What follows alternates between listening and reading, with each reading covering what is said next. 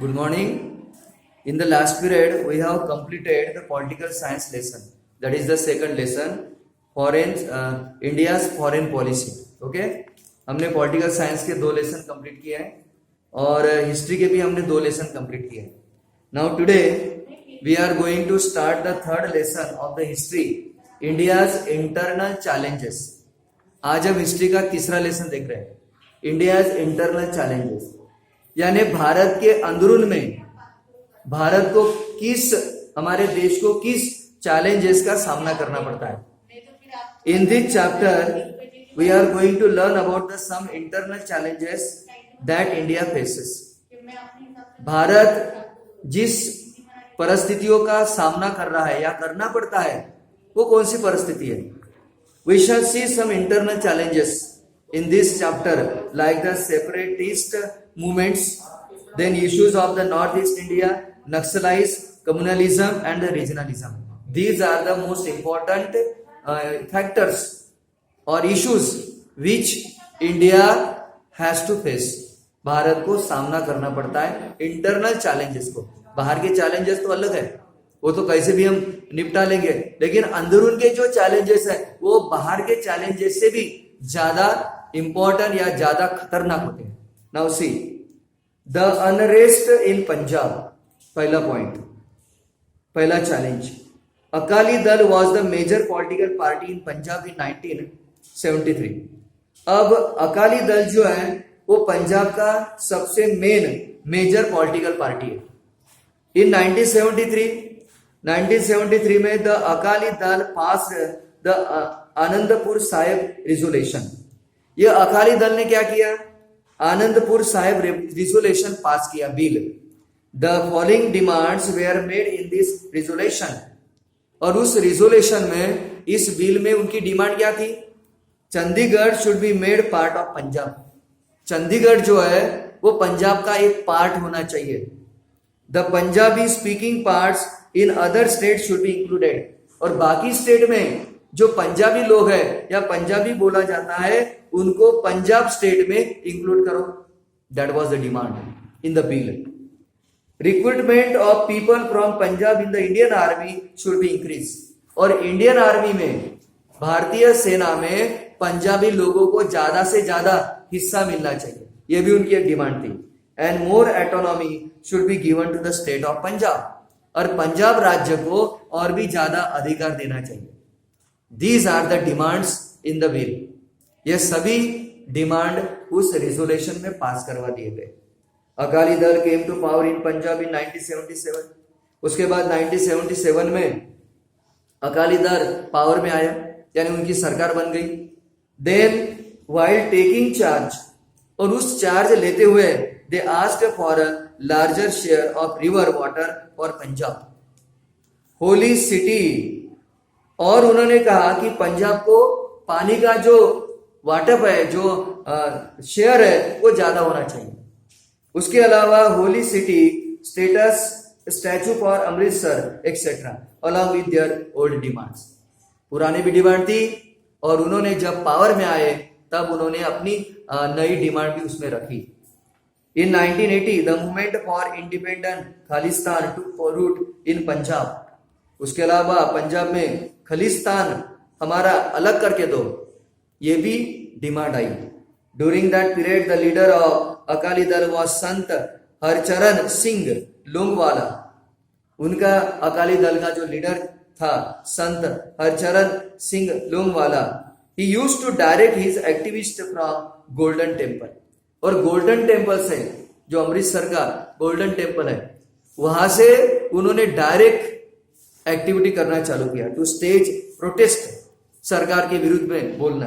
On the other side of the Golden Temple arm followers started gathering around the staunch Khalistan supporter Sant Jarnail Singh भिंडरवाले के under में. फिर धीरे धीरे अमृतसर में अपने सपोर्टर उसने जमा करना चालू किया. During that period terrorist activity had begun. और उसी कालावधि में, उसी पीरियड में आतंकवादी की एक्टिविटी भी बढ़ गई. भिंडरवाले वॉज अरेस्टेड इन 1981. 1981 में भिंडरवाले को अरेस्ट किया गया. accused of the murderer of newspaper editor लाला जगत नारायण। लाला जगत नारायण ये एडिटर था न्यूज़पेपर का, और उसके मर्डर के अंडर में उसको अरेस्ट किया गया। किसको? भिंडरवाले को। After this incident the situation worsen. इसके बाद पंजाब की स्थिति और भी ज्यादा बिगड़ गई। Due to this developments president's rule was impose in Punjab in 1983। 1983 में पंजाब में राष्ट्रपति शासन लगाया गया। Bhindranwale went to stay at religious place called Akal Takht. भिंडरवाले अपने धार्मिक जगह चले गए अकाल तख्त में। Bhindranwale followers capture the Golden Temple. और भिंडरवाले के जो साथीदार थे उन्होंने गोल्डन टेम्पल को कैप्चर कर लिया and build a barricade of sand bags over there. और वहां पे बैरिकोड बनाए रेत के। The area looked like the fort. और वो एरिया एक किले जैसा नजर आ रहा था। उन्होंने पूरे मंदिर पर कब्जा कर डाला। This greatly disturb the peace in Punjab. उसके कारण पंजाब में की शांति पूरी तरह से भंग हो गई। And it was a major challenge to Indian democracy. और इंडियन डेमोक्रेसी के लिए यह बहुत बड़ा चैलेंज था। Second point, Operation Blue Star. उसके बाद पंजाब में ऑपरेशन ब्लू स्टार चालू किया। The main task of getting the terrorist out of the Golden Temple was interested to major general Kuldeep Singh Brar.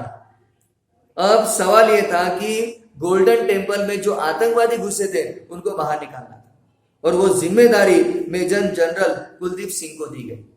On the morning of 3 जून 1984 3 जून में सुबह की बात है, the mission operation Blue star start है। आर्मी लोगों ने ऑपरेशन ब्लू स्टार चालू किया। द ऑपरेशन एंडेड ऑन 6 जून। 6 जून को यह ऑपरेशन खत्म हुआ। In this military operation the Indian army function with great restrict. बहुत ही उनके ऊपर एक कंट्रोल था कि भाई किसी भी तरह की मानहानि नहीं होना चाहिए और आतंकवादी तो निकलना चाहिए, क्योंकि मंदिर था, वो पवित्र स्थान था। सो बड़े सावधानी से वो ऑपरेशन पूरा किया गया। The operation ended with the death of the Bhindranwale. और वो ऑपरेशन का अंत कब हुआ? जब भिंडरवाले की मौत हुई एंड अदर टेररिस्ट, और बाकी भी आतंकवादी मारे गए। In 1986 an operation had to be conducted against the terrorists in Golden Temple. उसके बाद 1986 में ऑपरेशन और कंडक्ट किया गया टेररिस्ट के अगेंस्ट में गोल्डन टेम्पल में। Once more it was called Operation Black. और फिर दोबारा उसको ऑपरेशन ब्लैक ये नाम दिया गया, thunder, operation black thunder. After this action was taken the process of establishment of peace in Punjab pick up the monuments. उसके बाद पंजाब में धीरे धीरे शांति बनाना चालू हो गया। Issues concerning north east India. उसके बाद दूसरा चैलेंज था भारत के सामने नॉर्थ ईस्ट इंडिया का।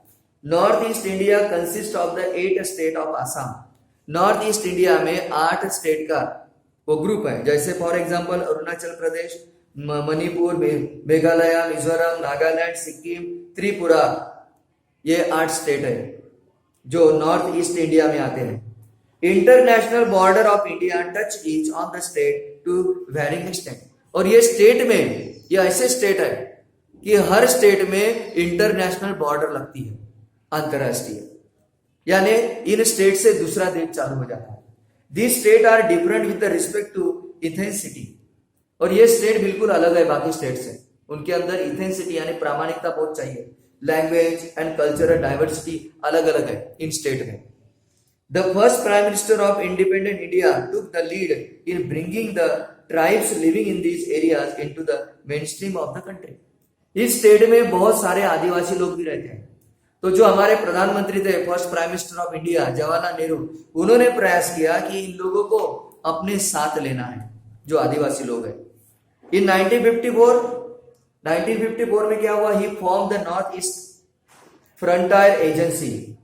उन्होंने नॉर्थ ईस्ट फ्रंटायर एजेंसी की स्थापना की, comprising of the terrorist of the Sino Indian border and the tribal areas toward the north of Assam.